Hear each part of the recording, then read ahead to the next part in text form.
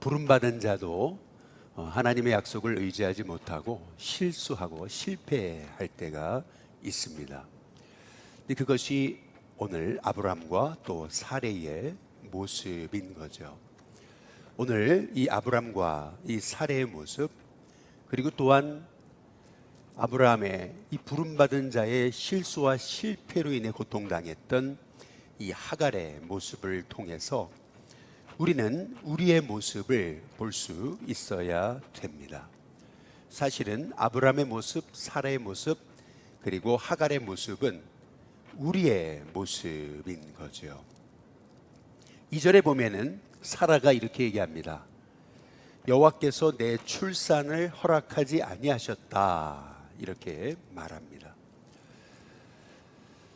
하나님의 계획은 언제나 진행형입니다. 마침표가 아닙니다. 쉼표입니다. 지금도 하나님은 우리가 알지 못하는 새 일을 행하고 계심을 믿으시기를 주님의 이름으로 축복합니다.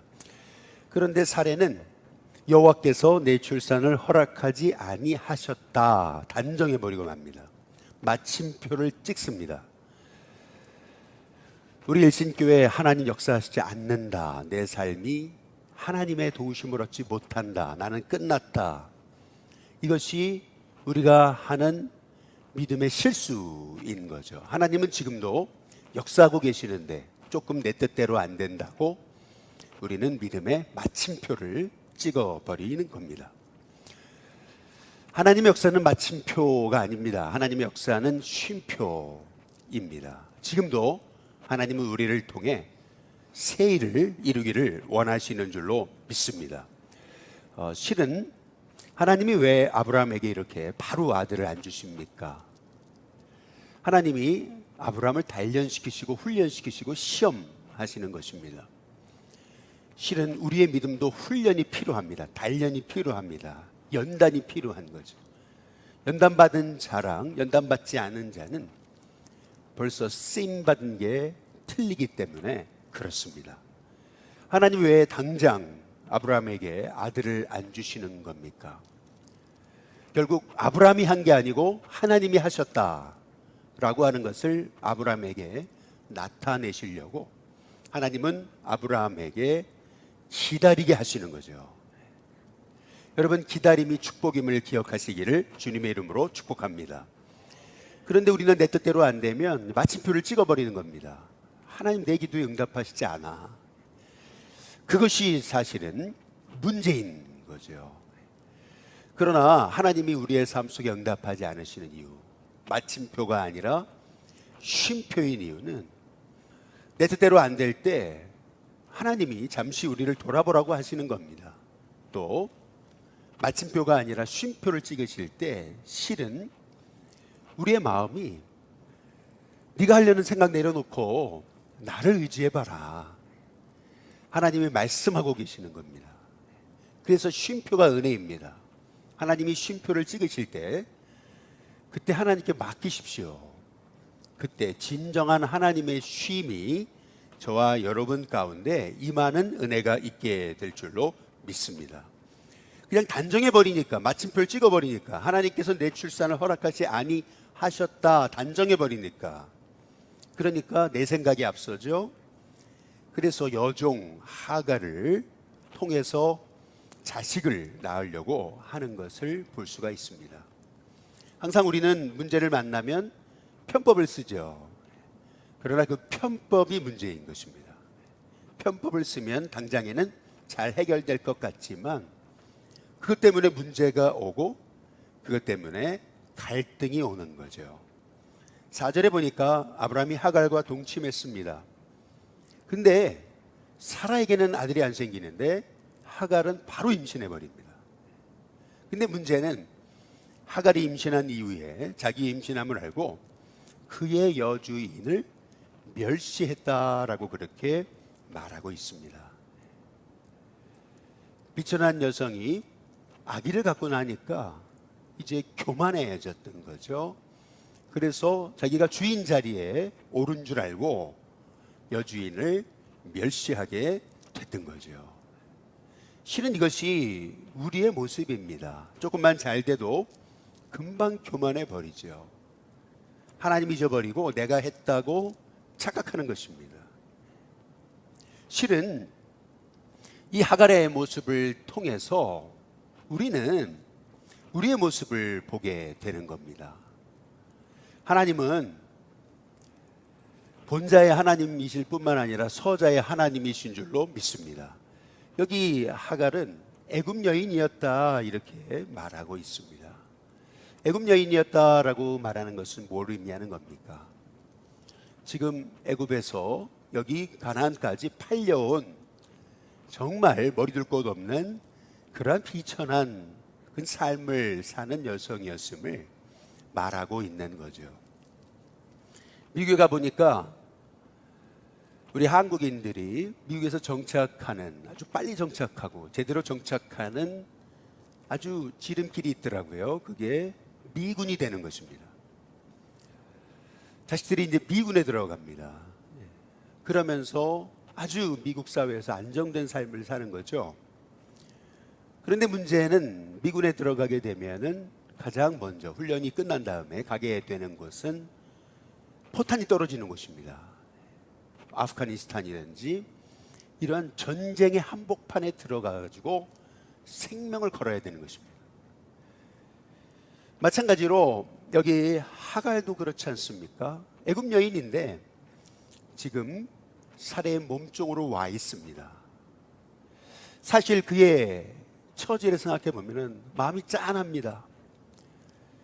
더구나 살해의 몸종이 돼가지고 아브라함에게 자식을 낳아주는 그러한 소위 옛날 자식 낳는 그러한 여인으로 이 가정에 들어갔으니 그의 인생이 얼마나 참 사연 많은 인생이었겠느냐라고 하는 거죠.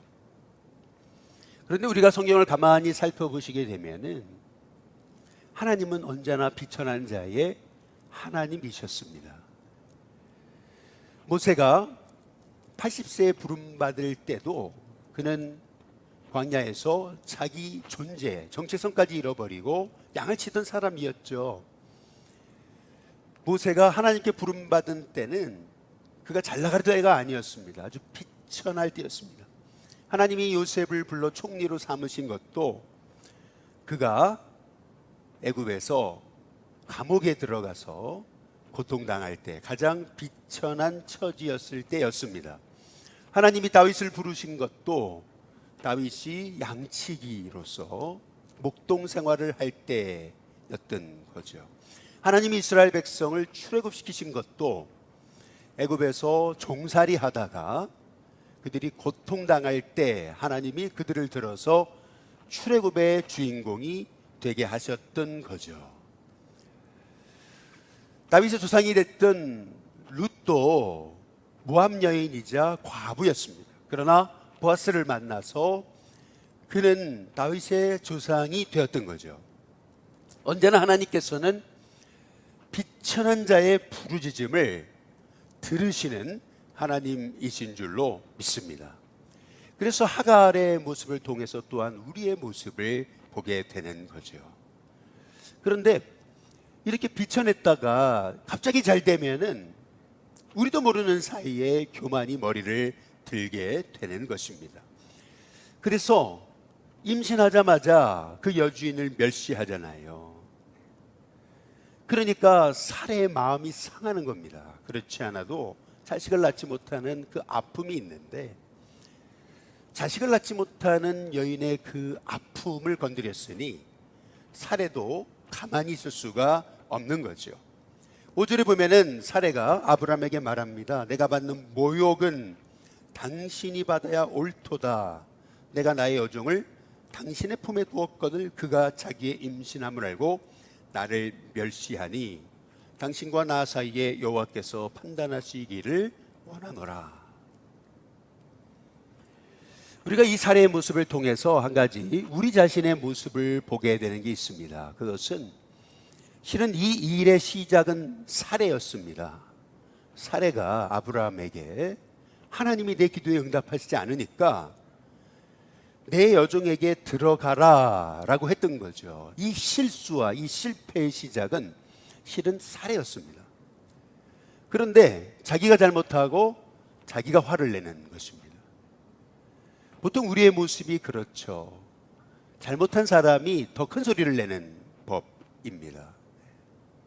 더구나 살해의 모습을 보면은 당신과 나 사이 여호와께서 판단하시기를 원하노라, 하나님까지 그가 이름을 들먹이는 것을 볼 수가 있는 거죠. 하나님이 아담에게 왜 선악과를 따먹었느냐라고 물으셨을 때 아담이 그러잖아요. 제가 선악과를 따먹었습니다. 저의 잘못입니다. 용서해 주시옵소서. 그런 문제 해결이 됐습니다. 그런데 아담이 얘기하잖아요. 하나님께서 나와 함께 살게 하라고 살라고 하셔서 주신 바로 저 여자 때문에 아내를 원망하고 그리고 또 하나님을 원망하고 있습니다. 이 살해의 모습이 아담의 모습이고 또한 아담의 모습이 우리의 모습인 거죠. 결국 아브라함은 사레에게 말하죠. 당신의 여종은 당신의 수중에 있지 않냐. 그러니까 당신의 눈에 좋을 대로 그에게 행하라 라고 말합니다. 결국 사라가 하갈을 학대하게 되는 것을 볼 수가 있습니다. 여주인이 몸종을 학대하는데 하갈이 견딜 수가 없었던 것입니다. 그래서 하갈이 사레 앞에서 도망쳤다라고 그렇게 말씀하고 있는 거죠. 우리는 여기서 이 하갈의 아픔, 하갈의 눈물, 이 하갈이 당하는 고통에 우리가 주목할 필요가 있습니다. 어디도 의지할 데가 없습니다. 애굽 여인으로서 아브라함의 집에 몸종으로 왔습니다. 그는 홀로입니다. 여주인에게 멸시당합니다. 아브라함도 그의 편이 되어주지 못합니다. 아무도 의지할 데가 없습니다. 결국 그가 구하고 찾고 의지할 곳은 광야였습니다. 도망치는 거였죠. 해결책이 없습니다. 해답이 보이지 않습니다. 결국 인생에 해답이 보이지 않을 때 우리는 도망치게 되죠. 그런데 놀랍게도 오늘 7절에 보면은 여호와의 사자가 그랬습니다. 광야의 샘물 곁, 곧 술길 샘 곁에서 그를 만나 주셨다라고 말씀하고 있습니다. 하갈이 하나님을 만난 것이 아닙니다. 하나님이 하갈을 만나 주신 것입니다. 저와 여러분이 인생에 가장 머리둘 곳 없을 때 하나님은 저와 여러분을 만나 주시는 하나님이심을 믿으시기를 주님의 이름으로 축복합니다. 특별히 여기 보세요. 그냥 광야가 아닙니다. 광야의 샘물 곁, 곧 술길 샘 곁에서 그를 만나셨다. 저와 여러분이 하나님을 만나되 하나님을 만남을 통해서 여러분의 인생에 막혔던 샘물이 터지는 은혜가 있게 되시기를 주님의 이름으로 축복합니다. 바로 그분이 나의 하나님이신 거죠. 우리가 왜 예배의 자리를 찾아야 됩니까? 예배의 자리에 와야 진정 나의 인생에 참된 샘물이 되신 예수님을 만나기 때문에 그렇습니다. 우리가 왜 예수님과 동행해야 됩니까? 이 땅은 광야 같습니다.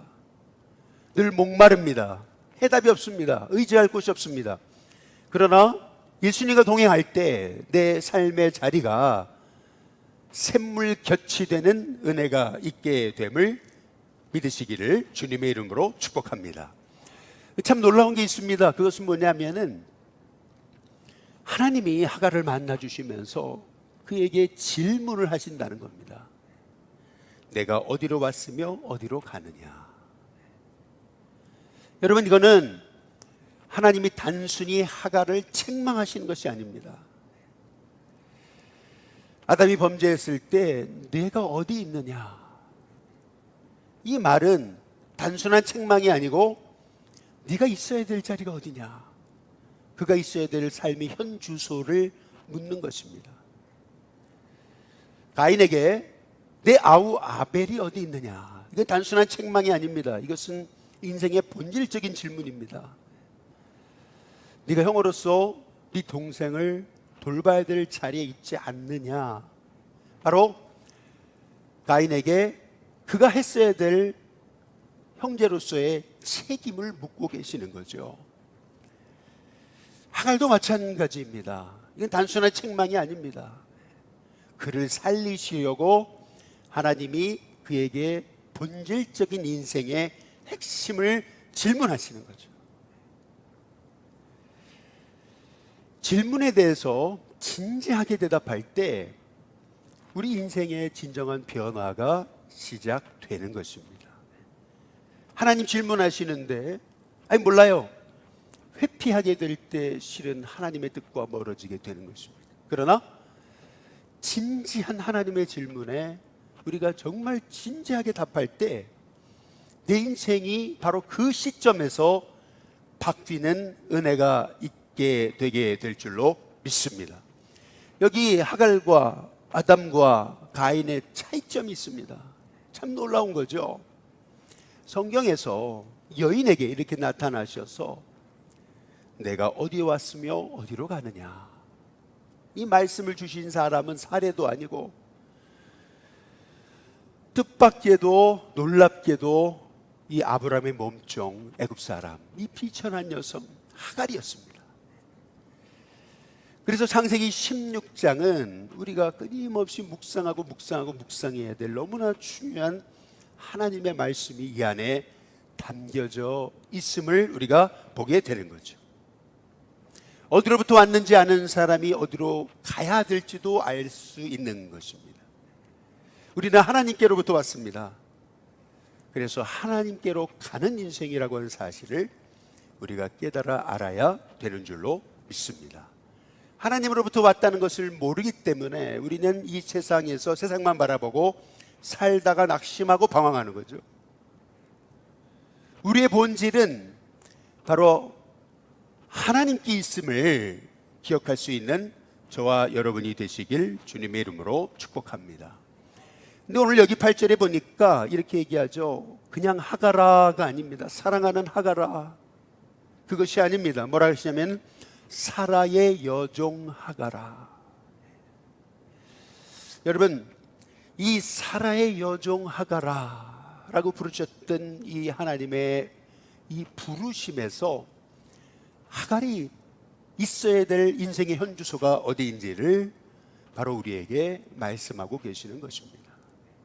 일신교회의 목사 윤동규야, 이 말의 의미는 제가 있어야 될 자리는 바로 일신교회 목회의 현장이라고 하는 것을 우리 주님이 말씀하고 계시는 거죠. 하나님은 여러분에게 뭐라고 물으십니까? 일신교회 목사야, 장로야, 권사야, 집사야, 성도야, 주님이 부르신다면 그것은 우리가 있어야 될 바로 삶의 현주소, 사명지가 어딘지 우리 하나님께서 우리에게 말씀하고 계시는 것입니다.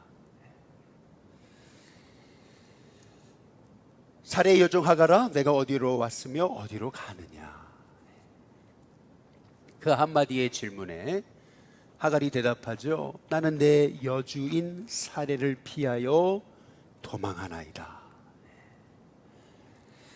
하갈은 주님의 질문에 아주 정답의 대답을 합니다.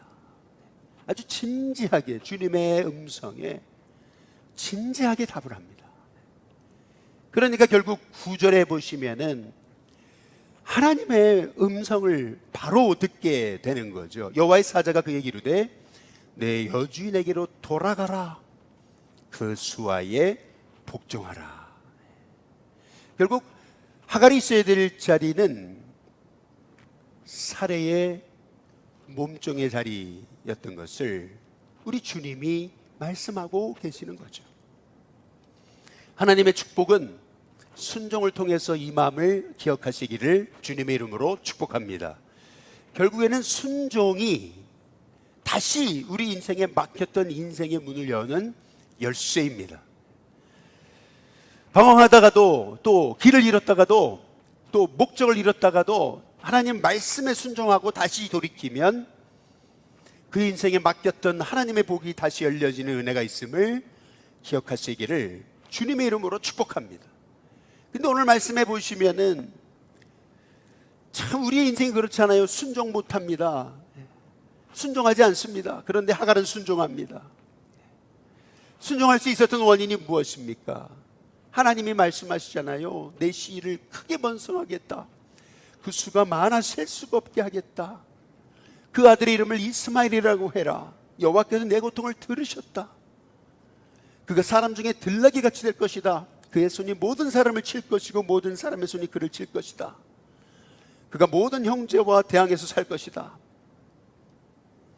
하갈이 자기를 만나 주신 하나님을 13절에 보니까 나를 살피시는 하나님이라고 고백했던 것을 볼 수가 있습니다. 그러면서 이렇게 얘기하죠. 이는 내가 어떻게 여기서 나를 살피시는 하나님을 배웠는고, 이렇게 하갈이 고백하는 것을 볼 수가 있죠. 하갈이 순종하여 주인의 집으로 돌아갈 수 있었던 원인은 뭐냐면은 그가 하나님의 은혜를 입었기 때문입니다. 아, 하나님 나를 살피시는구나. 나같이 비천한 여인도 하나님이 돌보시는구나. 머리 둘 곳이 없고 어떻게 이 고통과 어려움을 해결할 데가 없는 것 같고 어디에다 하소연할 데가 없을 줄 알았는데 하나님은 다 알고 계셨습니다. 다 듣고 계셨습니다. 아, 하나님은 나를 살피시는구나.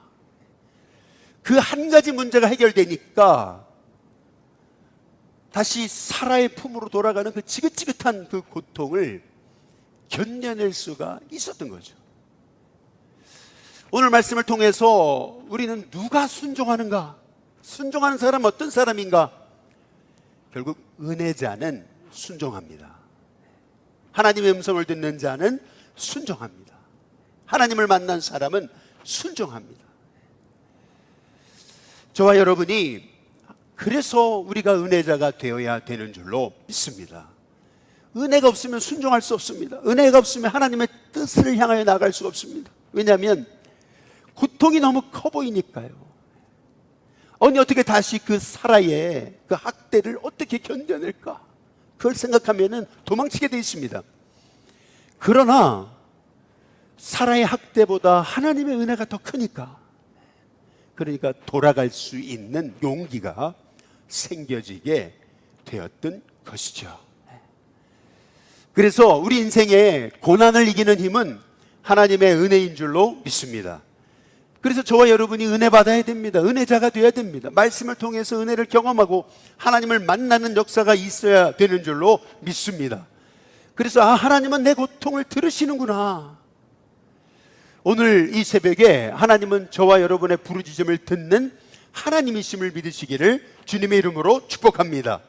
그래서 부엘라헤로이, 이것이 바로 저와 여러분의 인생의 자리가 될 수 있기를 주님의 이름으로 축복합니다. 참 놀랍잖아요. 여기 14절에 보니까 이름으로 그 샘을 그랬어요. 여러분이 하나님을 만나면 그 고통의 자리가 샘의 자리가 됨을 믿으시기를 주님의 이름으로 축복합니다. 샘이 없으면 이 광야의 길을 갈 수가 없어요. 완주할 수 없어요. 인생은 광야와 같습니다. 그래서 우리 인생에 나를 살피시는 하나님, 그 하나님을 만나는 역사가 있어야 될 줄로 믿습니다.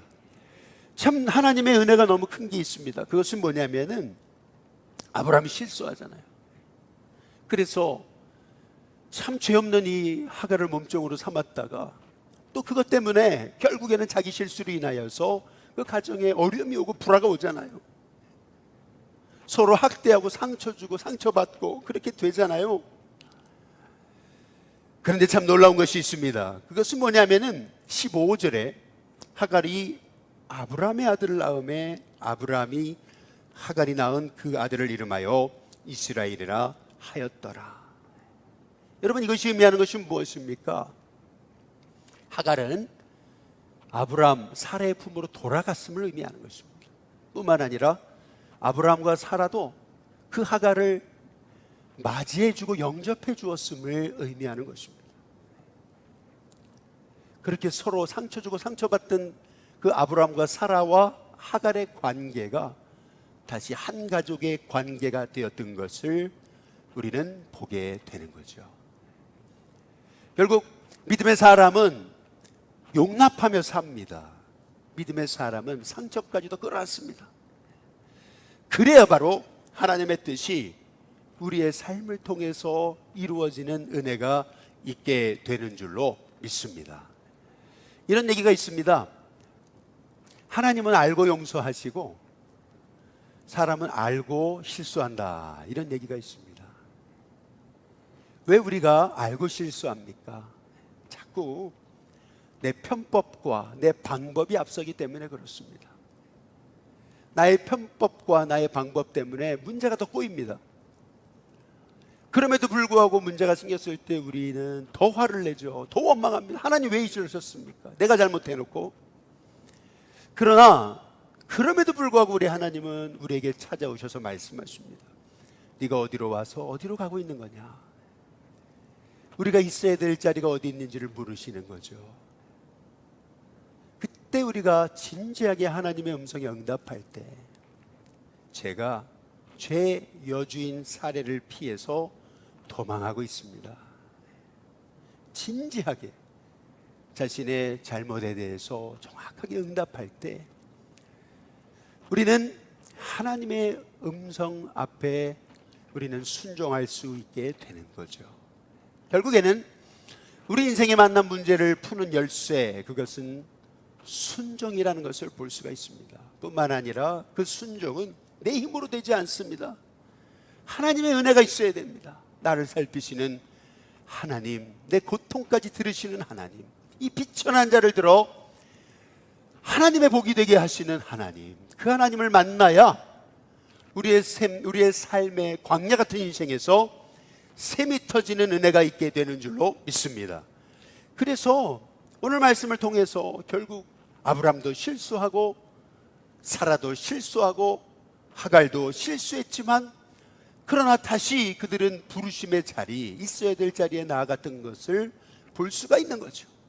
여러분, 이것이 부름받은 자의 삶입니다. 우리도 실수하고 넘어집니다. 상처 주고 상처받습니다. 그러나 결국 우리가 있어야 될 자리는 바로 이 은혜의 샘, 부엘라헤로이, 바로 용납하고 또 용서하고 축복하고 끌어안는 삶인 줄로 믿습니다. 저와 여러분이 이렇게 부름받은 자로 오늘도 살다가 나를 살피시는 나의 하나님, 어떻게 여기서 하나님을 만날 수 있었나? 예수님과 동행하다가 그 하나님을 만나고 오늘도 예수님과 동행함으로 주시는 그 믿음의 은혜의 열매가 넘쳐나시기를 주님의 이름으로 축복합니다.